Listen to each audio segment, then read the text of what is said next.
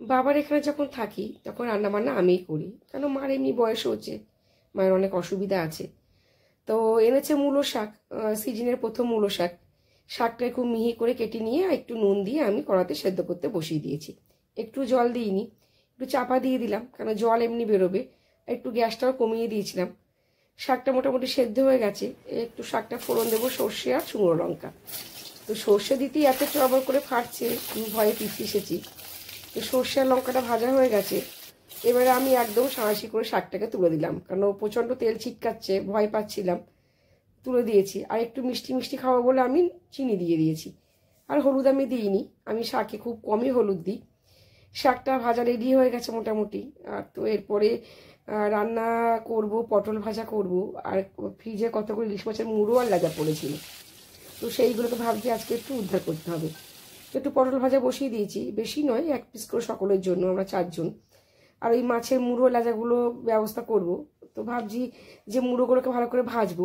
পটল ভাজাটা এদিকে হয়ে গেল, আর এবার মুড়োগুলো ভাজবো মাছের। তো ভাবছি মুড়োগুলো ভাজা করব, আর তার সাথে একটু মাছের তেল রাখবো, ইলিশের তেল। এখন বেশ মিডিয়াম সাইজের মাছগুলো ভালোই উঠছে, খেতে খারাপ লাগে না। আমাদের মতো মানুষের পক্ষে এইগুলোই আমাদের সাধ্যের মধ্যে। তো অনেকগুলো মাছ নিয়েছিল, 6 ইলিশ মাছ নিয়েছিল, তার মধ্যে 5টা মুড়ো পড়ে আছে।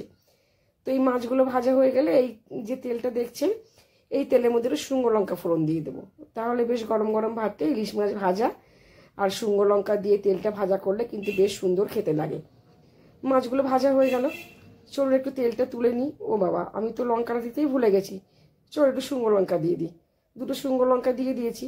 দাদার আমি খাবো, বা আমার এমনি খাওয়া হয়ে গেছে, কারণ ওদের ব্লাড নিতে ছিল। প্রতি মাসে সুগারের টেস্ট হয়, তার জন্যে ওদের সকাল সকাল খাওয়া হয়ে গেছে। দাদা আমি বাকি আছি। এবার মাছের লাজাগুলোকে কি করব? তো এখন তো ইলিশ আসলেই খালি ওই ভাজা না হলে কাঁচা ঝাল। তো আমি ইলিশ লেজাগুলোকে টমেটো আর একটু পোস্ত সর্ষে দিয়ে একটু ঝাল করে নেব। তো ঝোলটা ফুটে উঠলে একটু কাঁচা তেল আমি এর মধ্যে ছড়িয়ে দেবো, তাহলে খেতে খুব ভালো লাগবে। আর কাঁচা ইলিশের ঝালটা সত্যি খুব টেস্টি লাগে। একটু সর্ষে পোস্তটা দিয়ে দিলাম। মাছের ঝালটা মোটো রেডি হয়ে গেছে, একটু তেলও ছড়িয়ে দিলাম, মাছের ঝালটাও হয়ে গেল। এবার মাছের ঝালটা নামিয়ে নিয়ে দাদার আর আমার খাবারটা রেডি করে নেব। গ্যাসটা বন্ধ করে দিলাম, মাছের ঝালটাও নামিয়ে নিলাম। এবার আমি ভাতটা বেড়ে নেব। ভাতের থালা মোটামুটি সব সাজানো হয়ে গেছে। শাক ভাজা, পটল ভাজা, মাছ ভাজা, আর একটু মাছের তেল দেবো, মাছের ঝাল আছে। মাছের গরম গরম তেলটা পাতে দিয়ে দিচ্ছি, একটা শুকনো লঙ্কা দিয়ে দিলাম। আমাদের খাবার প্লেট রেডি হয়ে গেল। আমাদের কার কি মেনু আজকে অবশ্যই জানাবেন।